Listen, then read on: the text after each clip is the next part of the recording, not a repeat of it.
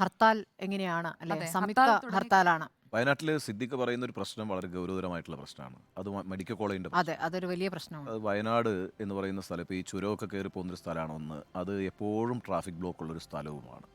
അപ്പോൾ അങ്ങനത്തെ സ്ഥലത്ത് ചുരം ഇറങ്ങി വരാനോ അല്ലെങ്കിൽ കയറാനോ ഒരു നിശ്ചിത സമയം വേണമല്ലോ. അപ്പോൾ പിന്നെ അവിടെ ഒരു കൃത്യമായ ആശുപത്രി ഇല്ലാത്തതിന്റെ ദുരന്തം ആ നാട്ടുകാർ അനുഭവിച്ചു. വയനാട് മെഡിക്കൽ കോളേജിൽ അല്ല, അതുകൊണ്ടാണ് മെഡിക്കൽ കോളേജ് അനിവാര്യമായിരിക്കുന്നത്. മറ്റൊരു ജില്ല പോലെയല്ല. ഈ പറയുന്ന ട്രാഫിക്കിൻ്റെ ഒരു പ്രശ്നം നിലനിൽക്കുന്നു, യാത്രാ സൗകര്യങ്ങൾ കുറവായിരിക്കുന്നു. ജില്ലയിൽ ഇപ്പം എനിക്ക് തോന്നുന്നത് ഇടുക്കിയും വയനാടുമാണ് തീവണ്ടി എത്താത്ത സ്ഥലങ്ങൾ. അപ്പോൾ ആ ഒരു പിന്നോക്കാവസ്ഥ ഭൂപ്രദേശപരമായിട്ട് ഉള്ള സ്ഥിതിക്ക് അവിടുത്തെ ആ പ്രശ്നം, വയനാട് മെഡിക്കൽ കോളേജ് എന്ന് പറയുന്ന പ്രശ്നം അതിങ്ങനെ നീങ്ങി പോവുകയാണ്. ഇന്നലെ പോളിന്റെ മരണത്തിന് ആയതുപോലും ഈ ചികിത്സ വൈകിയത് പോളിന്റെ കുടുംബം ആരോപിക്കുന്നത്. നമുക്ക് ഹർത്താലിന്റെ വിവരങ്ങളിലേക്ക് ഒന്ന് വളരെ പെട്ടെന്ന് പോകാം. ദീപക് മലയമ്മ തയ്യാറാണ്. ദീപക് മലയമ്മ, ഹർത്താൽ തുടങ്ങിയോ? എങ്ങനെയാണ് ആദ്യ മണിക്കൂറിൽ അവിടെ നിന്നുള്ള ദൃശ്യങ്ങൾ? സംയുക്തമായുള്ള ആഹ്വാനമാണ്, അതുകൊണ്ട് തന്നെ പൂർണ്ണമായ ഒരു സഹകരണം അതിനോട് കാണുന്നുണ്ടോ?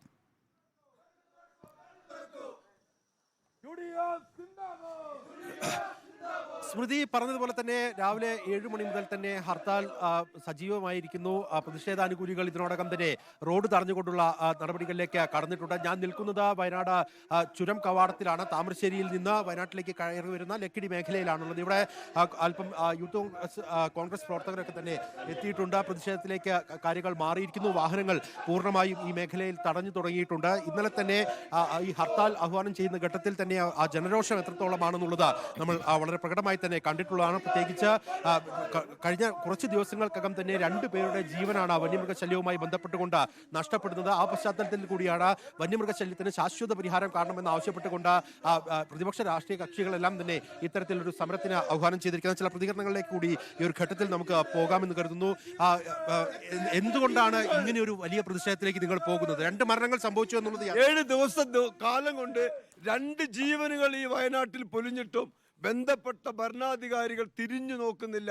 ജോലി ചെയ്ത് വീട്ടിലേക്ക് പോകുന്നവർ, കുട്ടികൾ സ്കൂളിലേക്ക് പോകുന്നവർ, ഒരു കാരണവശാലും വയനാട്ടിലെ ജനങ്ങളുടെ കാടും നാടും വേർപെടുത്താൻ ഭരണാധികാരികൾ തയ്യാറായില്ലെങ്കിൽ ഈ പെരുവഴിയിൽ കിടന്ന് മരിക്കാനാണ് ഞങ്ങൾ തീരുമാനിച്ചത്.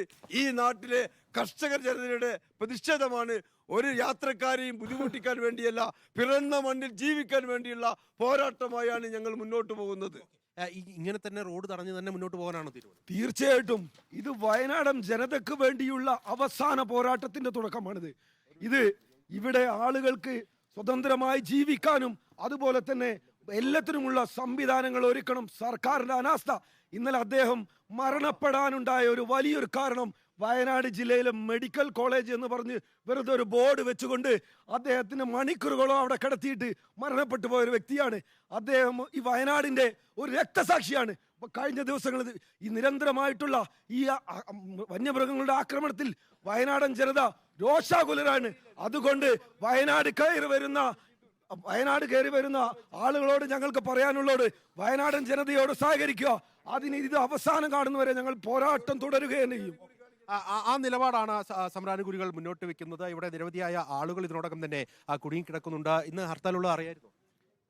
ഇന്നലെ രാത്രിയാണ് അറിയുന്നത്. അപ്പം രാത്രി തന്നെ പോകാന്നാ വിചാരിച്ചത്. അന്നേരം നമുക്ക് പിന്നെ ഒരു 5 മണിക്ക് ശേഷമല്ലേ യാത്ര ചെയ്യാൻ പറ്റുള്ളൂ. മഞ്ഞും കോടയൊക്കെ അല്ലേ, രാത്രിയുടെ പ്രശ്നമുണ്ട്. അപ്പോൾ രാവിലെ കോഴിക്കോട് മറ്റുള്ള ആവശ്യത്തിനൊക്കെ പോകുന്ന ആൾക്കാരൊക്കെയാണ് ഇപ്പോൾ ഇതിൻ്റെ ബാക്കിൽ നിൽക്കുന്നത്. അറിയാതെ വന്ന് വിട്ടുന്നവരാണ്. ഒരുവിധമൊക്കെ ഒരു മാസത്തിൽ 2 ഹർത്താലൊക്കെ ആകുമ്പോൾ ആൾക്കാരത് ശ്രദ്ധിക്കൂല. അപ്പോൾ നാട്ടിലേക്കൊക്കെ വിളിച്ചു നോക്കുമ്പോൾ കുഴപ്പമൊന്നുമില്ലെന്നാണ് അറിയുന്നത്. അത് ഈ യാത്രക്കാരുടെ പ്രതികരണമാണ് നമ്മൾ കേട്ടത്. 2 ഹർത്താൽ എന്ന് അദ്ദേഹം സൂചിപ്പിച്ചത്. കഴിഞ്ഞ ദിവസം അജീഷിന്റെ മരണം നടന്നതിന് പിന്നാലെ തന്നെ അത്തരത്തിൽ ഇവിടെ വിവിധ സംയുക്ത കർഷക സംഘടനകൾ ഹർത്താൽ പ്രഖ്യാപിച്ചിട്ടുണ്ടായിരുന്നു. മനസാക്ഷി ഹർത്താൽ എന്നുള്ള സമീപനമാണ് അന്ന് സ്വീകരിച്ചത്. ആ ഹർത്താൽ സ്വീകരിച്ചത് പക്ഷേ ജനങ്ങൾ ഒന്നടങ്കം അതിനോട് ഐക്യദാർഢ്യം പ്രഖ്യാപിക്കുന്ന കാഴ്ച നമ്മൾ കണ്ടു.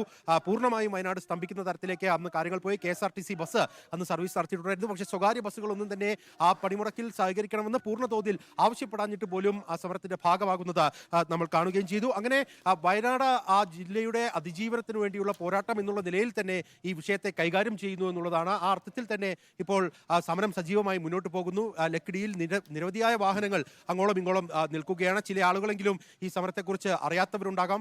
അവരെ സംബന്ധിച്ചായിരിക്കും വലിയ ബുദ്ധിമുട്ട് നേരിടുക. പ്രത്യേകിച്ച് അവധി ദിനങ്ങളൊക്കെ ആകുന്ന സമയത്ത് വയനാടിന്റെ സൗന്ദര്യം ആസ്വദിക്കുന്നതിനൊക്കെ വേണ്ടി എത്തുന്ന ആളുകളുണ്ട്. അവരെ സംബന്ധിച്ച് ഇത്തരം കാര്യങ്ങളിൽ അത്ര ബോധ്യം സ്വാഭാവികമായും എല്ലാ മനുഷ്യരെയും ബാധിക്കുന്ന ഒരു പ്രശ്നം എന്ന നിലയ്ക്ക് ആളുകൾ ഇതിനോട് നന്നായി സഹകരിച്ചേക്കും. കാരണം അത്ര ശക്തമാണ് പ്രതിഷേധം. പ്രത്യേകിച്ച് ഈ ബേലൂർ മക്നയെ ഇനിയും പിടികൂടിയിട്ടില്ല എന്നൊക്കെയുള്ളത് വലിയ എതിർവികാരം അവിടെ ഉണ്ടാക്കിയിട്ടുണ്ട്. അതിനോടൊപ്പം തന്നെ രണ്ടാമത്തെ മരണവും കൂടി വരുമ്പോൾ സ്വാഭാവികമായും താങ്കൾ തന്നെ നേരത്തെ സൂചിപ്പിച്ചതുപോലെ അവിടുത്തെ സമരക്കാർ പറയുന്ന കണക്ക് മനുഷ്യരെല്ലാം ഭീതിയിലാണ്, പുറത്തേക്കിറങ്ങാൻ കഴിയാത്തൊരു സാഹചര്യമായതുകൊണ്ട് ഒരു സമ്പൂർണ്ണ പിന്തുണ ഈ ഹർത്താലിന് ആ ജില്ലയിൽ ലഭിക്കാനുള്ള സാധ്യതയുണ്ട്.